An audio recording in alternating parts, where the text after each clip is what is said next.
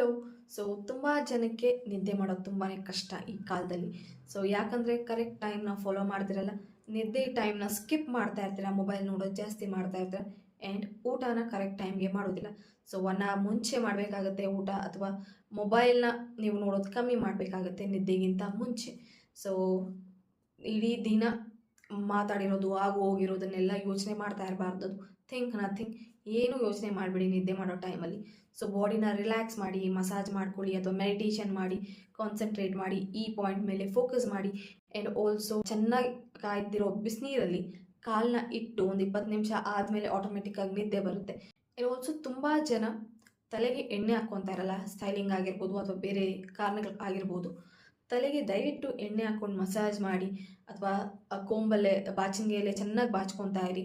And also ನೀವು ನಿದ್ದೆ ಮಾಡೋ ಟೈಮಲ್ಲಿ ಲೈಟ್ಸ್ನ ಆನ್ ಮಾಡಬೇಡಿ. ಡಾರ್ಕ್ ಆಗೇ ಇರಲಿ ರೂಮ್, ಆಗ ಬೇಗ ನಿದ್ದೆ ಬರುತ್ತೆ. So I hope this was useful. So ಯಾರೆಲ್ಲ ನೋಡ್ತಿರೋ ದಯವಿಟ್ಟು ಸಬ್ಸ್ಕ್ರೈಬ್ ಮಾಡಿ. And thank you so much.